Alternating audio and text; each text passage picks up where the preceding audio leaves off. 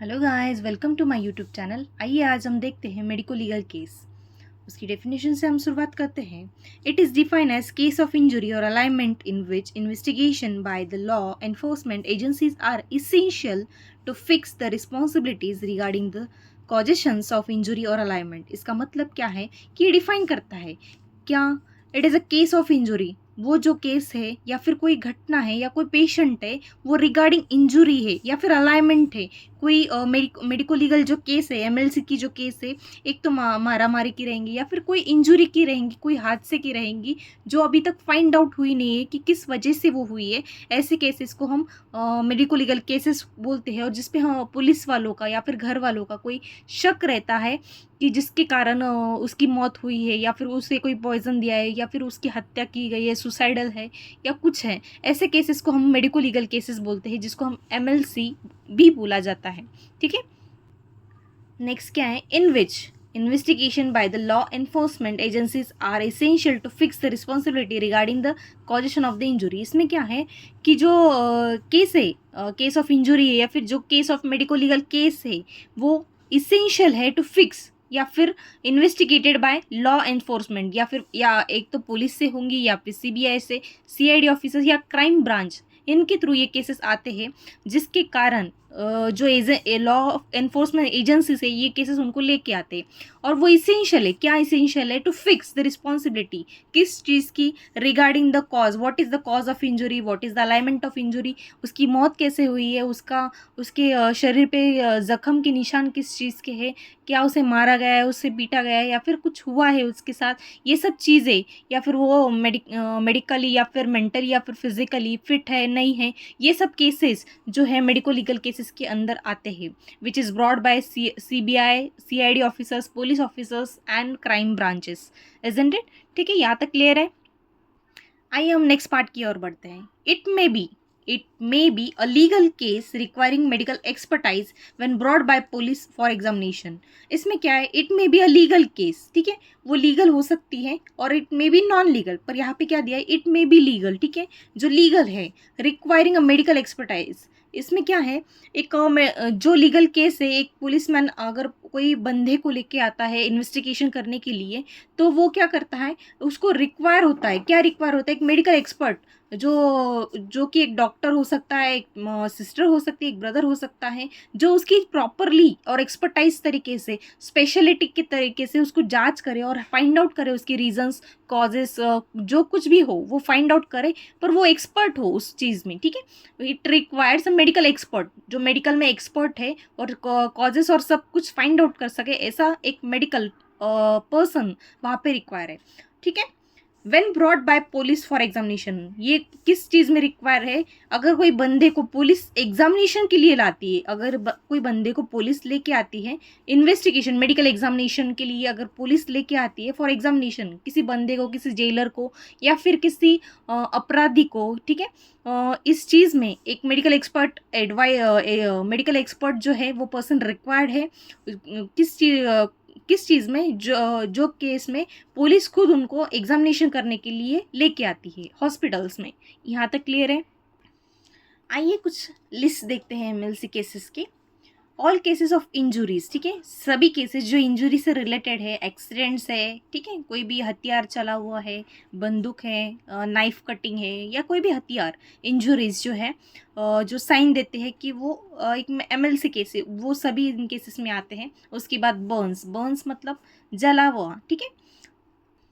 For example किसी cases में, बहुत सारे केसेस में सास बहू का झगड़ा होता है, उस केसेस में सास बहू को जला देती है। कोई कोई केसेस में उसका गला घुट के हत्या की जाती है, पर उसको बाद में जला के ऐसा प्रिटेंड करते कि उसने खुद सुसाइडल अटेम्प्ट किया है, तो उस केसेस में भी बर्न्स ये केसेस वहाँ पे एमएलसी बोल के लेके आते हैं। ठीक है,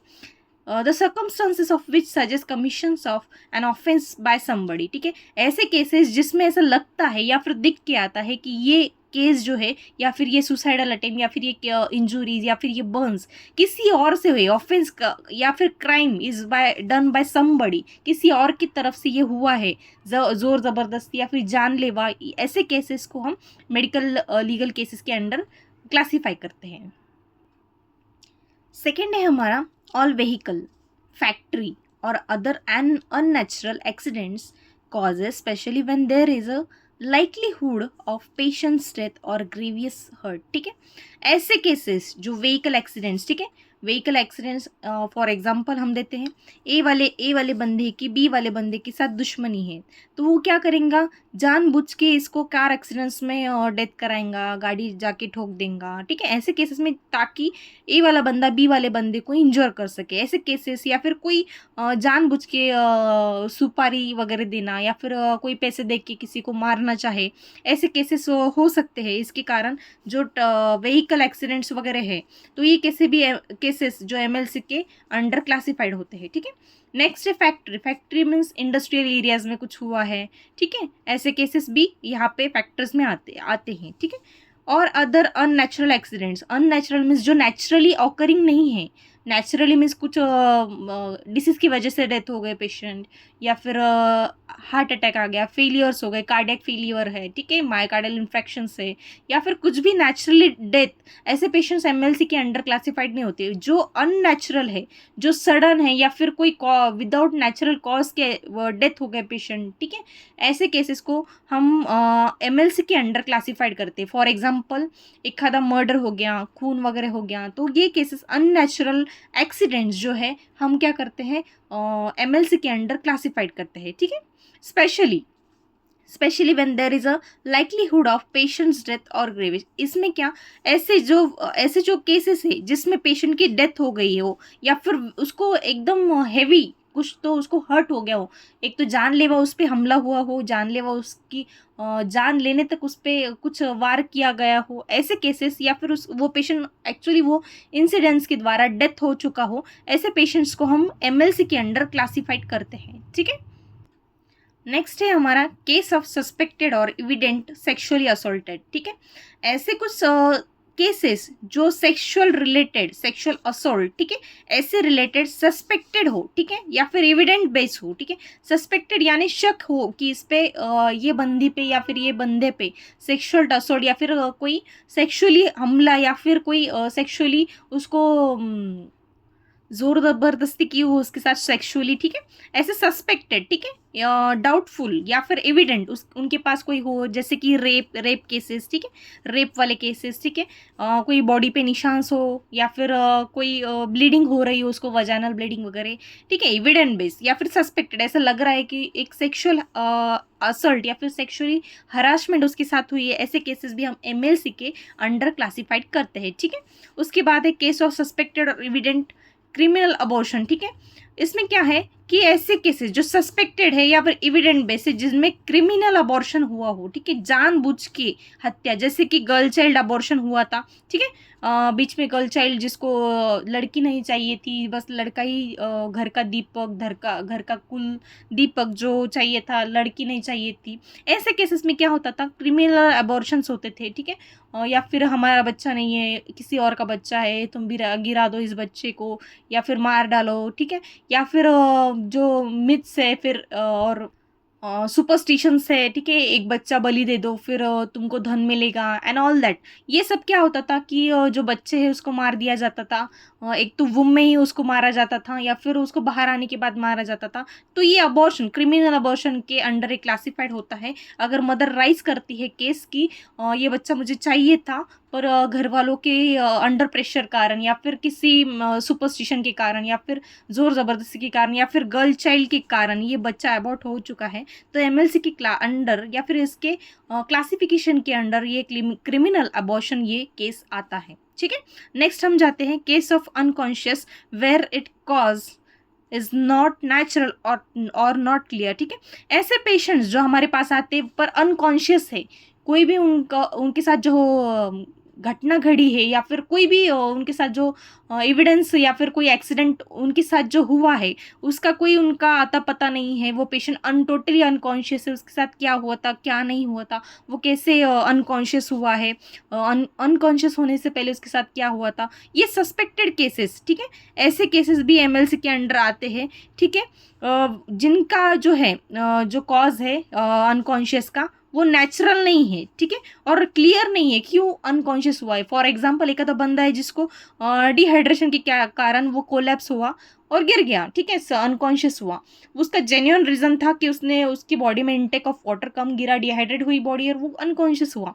पर यहाँ पे कोई भी डिहाइड्रेशन नहीं है, एनीमिया नहीं है, ठीक है, पेशेंट नॉर्मली हेल्दी है, सब कुछ नॉर्मल लेवल पे डील कर रहा है, तो भी पेशेंट अनकॉन्शियस है और उसकी वजह इज़ नॉट क्लियर और वो नेचुरल नहीं है। इन केस में, ये केसेस में हम एमएलसी उसको अंडर, इसके अंडर एमएलसी के अंडर ये केस क्लासिफाइड करते हैं, ठीक है। नेक्स्ट है हमारा अ केस ऑफ सस्पेक्टेड और इविडेंट पॉइजनिंग और इंटॉक्सिकेशन, ठीक है। ऐसे केसेस जिसमें इविडेंट है, ठीक है, सस्पेक्टेड लग रहा है, सस्पेक्टेड यानी शक है कि ऐसा लग रहा है कि पेशेंट को पॉइजनिंग हुई है, और इविडेंट, इविडेंट यानी प्रूफ है कि 100% पेशेंट को पॉइजनिंग हुई है, ठीक है, पॉइजन दिया गया है। या फिर इंटॉक्सिकेशन, या फिर हम बोलते हैं फूड में वगैरह क्या बोलते हैं हम, कुछ मिलावट वगैरह क्या है। फॉर एग्जांपल फूड्स में हम फूड कलर्स वगैरह देते हैं, कल का खाना आज के खाने में मिक्स करके होटल्स वाले बेचते हैं, ठीक है। ऐसे वैसे फूड पॉइजन होते हैं, फूड इंटॉक्सिकेशंस होते हैं, जिसके कारण पेशेंट एक तो सीरियस हो जाता है या फिर उसको सीवियर कुछ तो इंजरी होती है, या फिर कई केसेस में वो पेशेंट डेथ भी हो सकता है। तो ऐसे सस्पेक्टेड केसेस और इविडेंट बेस्ड केसेस में हम पॉइजनिंग वाले और इंटॉक्सिकेशन केसेस को एमएलसी के अंडर क्लासीफाइड करते हैं, ठीक है। नेक्स्ट आता है हमारा cases referred from a court और अदरवाइज फॉर एज एस्टिमेशन। इसमें नेक्स्ट है हमारा case referred from a court और अदरवाइज फॉर एज एस्टिमेशन। ऐसे केसेस जो कोर्ट के थ्रू आते हैं या फिर एज एस्टिमेशन के लिए आते हैं बाय पुलिस, या फिर कोई कोर्ट की तरफ से ये रेफर्ड होके केसेस आते हैं मेडिकल टेस्ट के लिए, ठीक है, एज टेस्ट के लिए, या फिर कुछ टेस्ट के लिए जो बाय रेफर्ड होते हैं कोर्ट की तरफ से। ऐसे केसेस भी हम एमएलसी की तरह एमएलसी के अंडर क्लासिफाइड करते हैं। नेक्स्ट है हमारा cases brought dead with improper history creating suspension of an offence, ठीक है। ऐसे केसेस जो डेथ जो है वो डेथ ही ब्रॉट करते हैं, ठीक है, लाते हैं। ऐसे केसेस जो पर्सन लाते वक्त ही ऑलरेडी डेथ हो चुका है, या फिर डेथ बॉडीज ही वहाँ से लेके आते हैं, पर वो इम्प्रॉपर हिस्ट्री के साथ आते हैं कि लाइक फॉर एग्जांपल घर पे किसी की डेथ हो गई है और पेशेंट्स को रिलेटिव जो है लेके आते हैं कि इसको घर पे चेस्ट पेन हुआ था, वो सडनली डेथ हो गया था, पर उसके पीछे जो है जो रिलेटिव्स है उसको मार डालते हैं, पॉइजन देते हैं, गला गला घोट के उसको मार देते हैं, या फिर सुसाइडल अटेम्प्ट बोल के उसको लेके आते हैं। ऐसे सस्पेक्टेड, ठीक है, इम्प्रॉपर हिस्ट्री के साथ, विदाउट एनी मेडिकल हिस्ट्री या फिर कोई विदाउट एनी हिस्ट्री के साथ, और जो क्रिएट करता है एक सस्पेंशन कि ये इसकी डेथ ऐसी हो नहीं सकती। अगर घर वाले बोल रहे हैं कि उसको अटैक आया था या फिर उसने पॉइजन खा लिया, पर जो निशान से बॉडी के ऊपर जो है लाइक मार वगैरह के निशान से कुछ ऐसे सस्पिशियस साइन सिम्टम्स अगर पेशेंट में दिखाई देते हैं, और ऑफेंस यानी कुछ उसके साथ गलत हो चुका है या फिर गलत किया गया है, ऐसे कुछ ऑफेंस क्राइम उसके साथ हुआ है, ऐसे सस्पेक्टेड पेशेंट्स अगर डेथ होके ही वहाँ से आते हैं तो हम उसको एमएलसी के अंडर क्लासीफाई करते हैं। नेक्स्ट है हमारा केसेस ऑफ सस्पेक्टेड और सेल्फ इन्फ्लिक्शन ऑफ इंजुरी और अटेम्प्ट ऑफ सुसाइड। ऐसे केसेस या फिर ऐसे पर्सन जो सुसाइडल अटेम्प्ट्स करते हैं, खुद को हार्म करना चाहते हैं, कई बार चाकू से निशान करते हैं, वार करते हैं, या फिर पॉइजन इंटेक करते हैं, कई बार गले को फांसी वगैरह लगा के लेते हैं। ऐसे पेशेंट्स जो खुद को हार्म करना चाहते हैं, ऐसे पेशेंट्स हम एमएलसी के अंडर क्लासीफाई करते हैं। नेक्स्ट हम जाते हैं any other cases not falling under above criteria but has legal implications। ऐसे केसेस जो ऑल अबव हमने देखे, अभी तक जो 9 केसेस हमने देखे, इसमें किसी में भी वो नहीं आते हैं, पर उसमें अगर कोई लीगल ऑब्जेक्शन कोई लेता है या फिर ऑब्लिगेशन कोई लेता है कि हमारा पेशेंट किस चीज़ से मरा है, कि कोई सस्पेक्टेड अगर रिलेटिव्स बोल रहे हैं किस कारण से वो नहीं मर सकता है, पर वो अबव क्राइटेरिया में बैठा नहीं जाता है, किसी और क्राइटेरिया में वो डेफर होता है, ऐसे केसेस भी हम एमएलसी के अंडर क्लासीफाई करते हैं, ठीक है। अब नेक्स्ट आते हैं रिपोर्टिंग ऑफ मेडिकल केसेस। एक मेडिकोज ने, एक नर्सेस ने कैसे रिपोर्ट करना है, इसके बारे में हम आगे पढ़ते हैं। फर्स्ट है हमारा report must be prepared in duplicate on paper pro forma giving all necessary details. Reporting जो है हमारी वेल प्रिपेयर्ड होनी चाहिए, एक format pro forma in the sense एक फॉर्मेट बेस जो नेसेसरी डिटेल्स देते हैं ऑल, उसकी एज कितनी थी, बॉडी पे कोई निशान है क्या, या फिर कोई और जो हर एक बेसिक बेसिक डिटेल्स उसके पेशेंट के देते हैं। और वो जो आपके साथ एक दो पेपर्स पे वो होनी चाहिए, एक ओरिजिनल पेपर और एक डुप्लीकेट पेपर, जिसको हम कार्बन कॉपी या फिर कोई बोलते हैं, जिसकी डुप्लीकेट जेरोक्स भी अपने पास होनी चाहिए कि अगर इन केस अगर आप पेशेंट को ट्रीट कर रहे हो या फिर किसी काम में बिजी हो, तो वो अगर पेपर गुम हो जाता है, फाड़ दिया जाता है, तो उसकी डुप्लीकेट कॉपी आपके पास होनी चाहिए और वो प्रॉपर फॉर्मेट में होनी चाहिए, जिसमें प्रॉपर नेसेसरी डिटेल्स हर एक पेशेंट के होने चाहिए। नेक्स्ट है हमारा अवॉइड एब्रिवेशंस एंड ओवर राइटिंग। ठीक है, ऐसे कुछ अवॉइड करना है जिसमें फ्रेजेस है, ठीक है, शॉर्टन वर्ड ऑफ फ्रेज ऐसे कुछ जो है वो अवॉइड करना है हमको। और यहाँ पे नहीं क्या over writing, para two para, बहुत सारा पैरा आपने लिख दिया, 2-3 पेज लिख दिया आपने, ऐसा ओवर राइटिंग नहीं करना है। पॉइंट टू पॉइंट, पेशेंट का एज इतना था, पेशेंट इस वजह से डेथ हुआ है, हर एक प्रॉपर फॉर्मेट के हिसाब से या फॉर्मेट के अनुसार आपको हर एक राइटिंग जो है रिपोर्ट की वो प्रॉपरली मेंशन करना है। नेक्स्ट है हमारा correction if any should be initiated with date and time. ठीक है, अगर कोई करेक्शन है फॉर्मेट में, अगर आपने पहले फॉर्मेट लिख दिया था पर अब उसमें करेक्शन है, तो क्या करना है, should be initiated, should be done. ठीक है, वो डन करना है या फिर रीराइट करना है विथ डेट और टाइम। अगर आप लिख रहे हो 1 तारीख को आपने कुछ तो फॉर्मेट लिखा और 2 तारीख को आपकी कुछ चेंजेस है उसमें, तो वहाँ पे चेंज करके डेट लिखना है इन ब्रैकेट कि इस डेट को ये चेंजेस हुए हैं। ठीक है, नेक्स्ट है हमारा report must be submitted to the authorities promptly. ठीक है, जो भी रिपोर्ट्स आप करते हो, ये पेशेंट की डिटेल्स वगैरह है, वो सबमिट करना है या फिर हैंड ओवर करना है जो हायर ऑथोरिटीज़ है, इंचार्ज हो, डॉक्टर्स हो या फिर क्राइम इन्वेस्टिगेशंस हो, इनको प्रॉम्प्टली यानी पूरी ईमानदारी के साथ आपको पूरी सच्चाई के साथ जो हिस्ट्री है पूरे प्रॉम्प्टली उनको सबमिट करना है या फिर हैंड ओवर करना है। ठीक है, नेक्स्ट है medico legal document should be stored under safe custody for 10 years। जो भी एमएलसी के डॉक्यूमेंट्स है, जो भी एमएलसी केसेस आपके हॉस्पिटल में या फिर आपके हैंडओवर में आपकी ड्यूटीज में अगर आती है, तो वो जो डॉक्यूमेंट्स हैं उनके या फिर पेपर है, ओपीडी आईपीडी पेपर है, वो स्टोर करना है कितने साल तक, ऑलमोस्ट 10 years तक आपको सेव करना है या फिर उसको प्रिजर्व करना है 10 साल तक। ठीक है, इन सेफ कस्टडी। ठीक है, पुलिस की कस्टडी हो या फिर किसी जहाँ पे वो सेफ रहे डॉक्यूमेंट और उसकी सिक्योरिटी रहे कि वो बाहर ना जाए, उसकी इंफॉर्मेशन बाहर ना जाए, ऐसे कस्टडी में 10 years तक उसको सेव करना है। नेक्स्ट है हमारा document the age, sex, father's name, complete address, date and time of reporting, time of incident, brought by whom, etc. in records correctly and legibly sorry।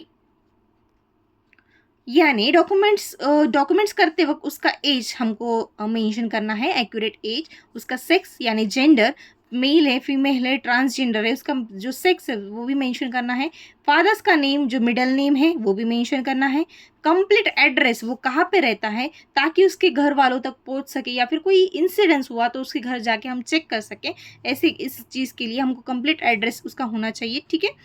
उसके बाद टाइम ऑफ रिपोर्टिंग, अगर वो patient किस वक्त आपके पास आता है, और अगर वो इंसिडेंट हुआ है 2 बजे और पेशेंट आपको रिपोर्ट करता है 2:33 को, तो आपको टाइम डालना है 2:33 रिपोर्टिंग टू द हॉस्पिटल। ठीक है, टाइम ऑफ इंसिडेंस, वो इंसिडेंस कब हुआ था, वो इंसिडेंस हुआ था 2 बजे, पेशेंट ने रिपोर्ट किया 2:33 को, तो ये रिपोर्ट ऑफ टाइम हुआ 2:33 और टाइम ऑफ इंसिडेंस हुआ 2 PM। ठीक है, ब्रॉड बाय होम, किसने उसको लाया है यहाँ तक, इंसिडेंट्स किसी रोड पे हो सकता है, रोड ट्रैफिक एक्सीडेंट्स हो सकते हैं। ठीक है, पर उसको लेके आने वाला कौन है उसका नाम भी मेंशन हमको करना है। ठीक है, इन रिकॉर्ड करेक्टली एंड लीजिबली। ठीक है, ये करेक्टली विद डाटा, ठीक है, एक्यूरेटली आपको करना है। ठीक है, उसके बाद identification mark and inform to police for taking legal evidence. ठीक है, आइडेंटिफिकेशन मार्क उसका देखना है हमको और पुलिस को एज आपके हैंडओवर में पेशेंट अगर आता है तो as soon as possible police को कॉल देना है कि आपको आप कोई लीगल एविडेंस लेके या फिर कोई आगे की जांच पड़ताल हो वो आप कंटिन्यू करो। ठीक है, बिकॉज ये जो केसेस है वो एमएलसी रिलेटेड है, पुलिस केस है या फिर कोई इंसिडेंस बेस्ड केस है, जो नॉर्मल केस नहीं है कि ट्रीट करके आप छोड़ दो, ठीक है, इसलिए आप पुलिस को इन्फॉर्म करना आपको ज़रूरी है। नेक्स्ट है हमारा, इफ पेशेंट इज डाइंग, ठीक है, अगर पेशेंट मर रहा है, inform the magistrate to record and dying declaration, ठीक है। इसका मतलब है अगर पेशेंट डेथ हो रहा है तो जो मैजिस्ट्रेट है, मैजिस्ट्रेट यानी सिविल ऑफिसर जो एडमिनिस्टर करता है एक लॉ को, ठीक है, उनको इन्फॉर्म करना है और उनसे डाइंग डिक्लेरेशन हमको लेना है, ठीक है। नेक्स्ट है हमारा, in case of any medico legal case, MLC के केसेस में अगर it is legal duty of training doctors to report it to nearest police station immediately after completing primary life saving medical care. अगर road traffic accident, जो road traffic accidents in the sense, अगर कोई आपके पास बंदा आता है जिसका road पे अभी अभी एक्सीडेंट हुआ है, ठीक है, उसको आप ट्रीटमेंट छोड़ के पुलिस को इन्फॉर्म करते नहीं बैठ सकते, ठीक है, उसकी लाइफ बचाना या फिर उसकी जान बचाना हमारा फर्स्ट प्रायोरिटी बनता है। तो after completing all the life saving medical care immediately जो भी डॉक्टर्स या फिर नर्सिंग स्टाफ है उन्होंने एज इमिडिएटली एज पॉसिबल जो है पुलिस स्टेशन या फिर कोई हायर अथॉरिटीज़ या फिर क्राइम ब्रांच को इन्फॉर्म करना है अबाउट एमएलसी केसेस, ठीक है। अब नेक्स्ट है हमारा role and responsibility of nurses. एक नर्सेस की रोल्स एंड रिस्पॉन्सिबिलिटी क्या है इस चीज़ में, हम देखते हैं। फर्स्ट है, nurses need to follow strict protocol regarding admission and discharge in hospital. Nurses को जो है एक प्रोटोकॉल या फिर लॉज एंड रूल्स जो है, एथिक्स जो है, स्ट्रिक्टली फॉलो करना है, ठीक है, और उसमें कोई चेंजेस नहीं होना है। पेशेंट को मिलने का टाइम वगैरह and all that things, patient की जो प्राइवेट डाटा जो है वो बाहर लीक ना करना, ठीक है, जो प्रोटोकॉल्स है, जो लॉज है, जो नियम है, वो स्ट्रिक्टली फॉलो करना है, ठीक है। रिगार्डिंग एडमिशन एंड डिस्चार्ज, अगर पेशेंट का कोई एडमिशन है या फिर डिस्चार्ज, यानी पेशेंट जब छोड़ के जाता है हॉस्पिटल या फिर डिस्चार्ज हो जाता है, उस वक्त पेशेंट की कोई भी डॉक्यूमेंट्स हो, एडमिशन रिलेटेड हो, डिस्चार्ज रिलेटेड हो या फिर किसी चीज़ से रिलेटेड जो है प्रोटोकॉल है वो स्ट्रिक्टली फॉलो करना है एक नर्स के लिए।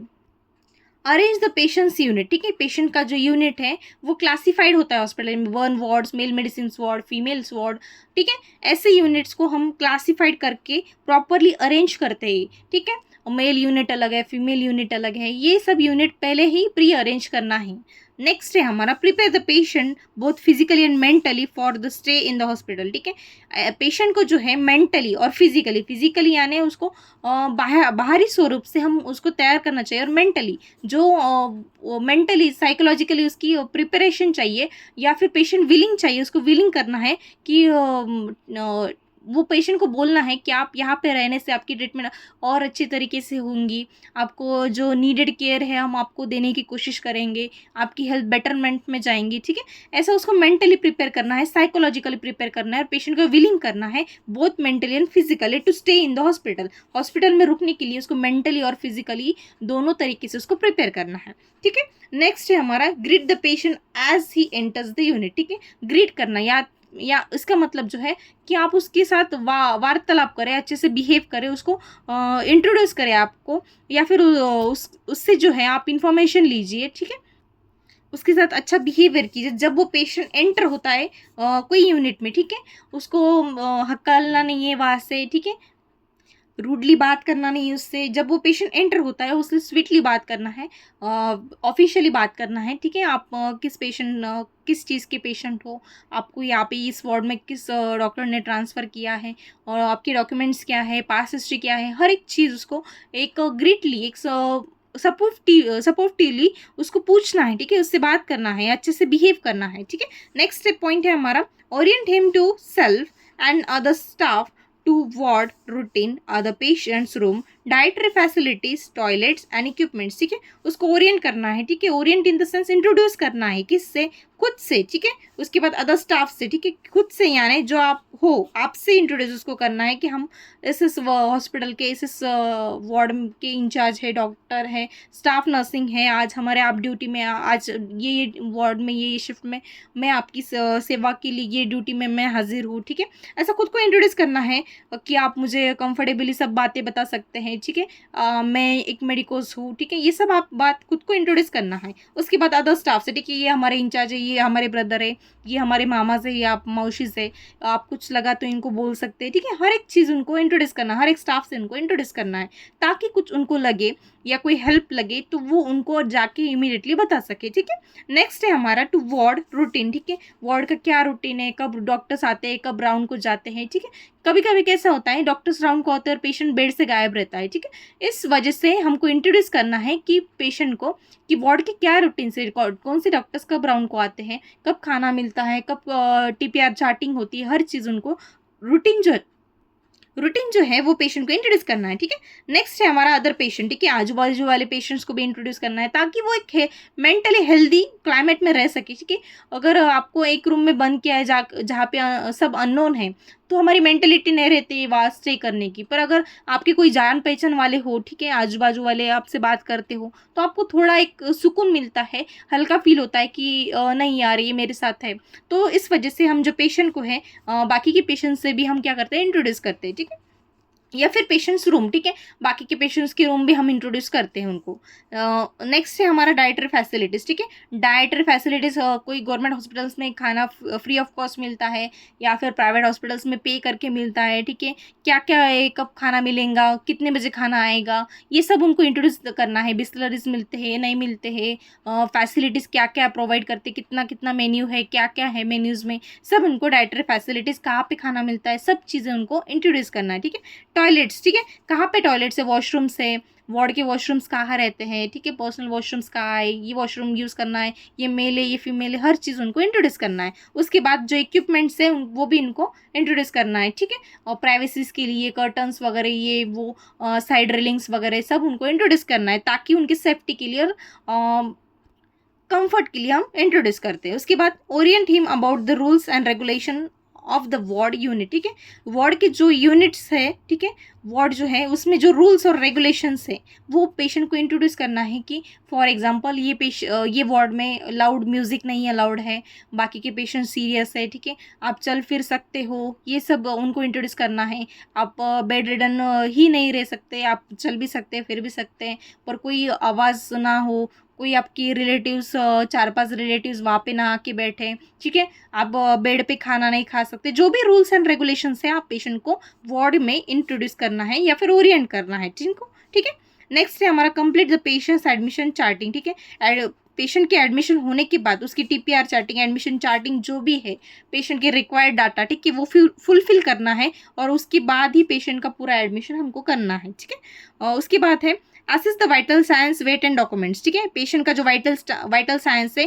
टीपीआर बोलते हैं हम उसको, टीपीआर, ठीक है। Temperature, pulse and respiration, vital science हमको पेशेंट का असिस्ट करना है। अगर उसको बुखार है तो टेम्परेचर में डालना है, पल्स उसकी हाई है लो है वो भी डालना है हमको, ब्रीदिंग उसकी शैलो है रैपिड है, ये भी उसको हम वहाँ पे डालते हैं, ठीक है। नेक्स्ट है हमारा वेट, पेशेंट माल नरिश है, ठीक है, उसका वेट ज़्यादा है कम है, ये भी वहाँ पे हम मेंशन करते हैं। उसके बाद है डॉक्यूमेंटेशन डॉक्यूमेंटेशन जो है हम पेशेंट का डॉक्यूमेंट करते हैं कि पेशेंट कब आया है, क्या है, सब उसकी लीगल हिस्ट्री हम डॉक्यूमेंट करते हैं। उसके बाद है carry out physical examination and document, ठीक है। Physical exam head to foot examination हम करते हैं टोटल बॉडी का, और डॉक्यूमेंट हम करते हैं, ठीक है। अगर उसकी बॉडी पे कोई मार्क्स है, कोई कम ज़्यादा कुछ लग रहा है, तो हम क्या करते हैं, डॉक्यूमेंट करते हैं। उसके बाद है help the patient to be comfortable, ठीक है। पेशेंट को हम क्या करते हैं, कंफर्टेबल होने के लिए हेल्प करते हैं, ठीक है। पेशेंट को हम ऐसे ही नहीं छोड़ते, उसको कंफर्टेबल रिलैक्स होने के लिए, शिफ्ट होने के लिए, उसका सामान जो उसने कैरी किया है खुद के साथ वो उसको सेफली रखने के लिए, उसको बेड देने के लिए, बेड अलॉट करने के लिए, ठीक है, उसकी प्राइवेसीज मेंटेन रहने के लिए हम क्या करते हैं, पेशेंट को हेल्प करते हैं कंफर्टेबल होने के लिए, ठीक है, सेटल होने के लिए। उसके बाद है help the patient to get relax, ठीक है, उसको रिलैक्स होने के लिए भी हम हेल्प करते हैं, ठीक है। अगर उसको कुछ चाहिए नहीं चाहिए, कुछ प्रॉब्लम हो रहा है नहीं हो रहा है, हर चीज़ हम उसको पूछते हैं और देखते हैं, ठीक है, ताकि वो रिलैक्स रहे हॉस्पिटल्स में, ठीक है। उसके बाद है provide him with clean and safe environment, उसको क्या करना है, क्लीन और सेफ इन्वायरमेंट के साथ हमको प्रोवाइड करना है। या फिर कुछ वार्ड्स में कैसे होते हैं, कई गंदगी होती है, ठीक है, पान खा के थूकते हैं लोग, ठीक है, यूरिन्स होते हैं पास, पेशेंट्स के वॉमिटिंग्स होते हैं, तो वो स्मेल करता है, ठीक है, तो पेशेंट्स वहाँ पे स्टे करना अनकंफर्टेबल फील करता है या फिर अनहाइजीनिक फील करता है, तो उसको क्लीन सेफ इन्वायरमेंट हमको देना है, ठीक है। उसके बाद है give good impression of hospital and its services so that patient with full cooperate with the treatment and nursing care. ठीक है, इसमें क्या करना है, हॉस्पिटल का जो गुड इंप्रेशन है वहाँ पे हमको देना है ताकि पेशेंट फुल आपको कॉपरेट करे, फुल्ली आपको कॉपरेट करे और पेशेंट एक सेटिस्फाइड रहे, जो भी सर्विस नर्सिंग केयर आप दे रहे हैं, ट्रीटमेंट आप दे रहे हैं, उससे फुल्ली सेटिस्फाइड रहे पेशेंट, और एक हॉस्पिटल का गुड रेपुटेशन और इम्प्रेशन वहाँ पे पेशेंट की ओर गिरे। ठीक है, लास्ट पॉइंट है take necessary step to prevent medical legal case. ठीक है, मेडिकल लीगल केस ना हो इसके लिए और एक नेसेसरी स्टेप जो भी आप कर सकते हो सेफ्टी के लिए, आप पूरी तरीके से एक as a nursing staff, as a medical staff आप पूरी तरीके से ट्राई कीजिए या फिर नेसेसरी स्टेप आप ले सकते हो। ठीक है, वीडियो पसंद आया तो प्लीज़ लाइक और सब्सक्राइब कीजिए और thank you so much for watching this video.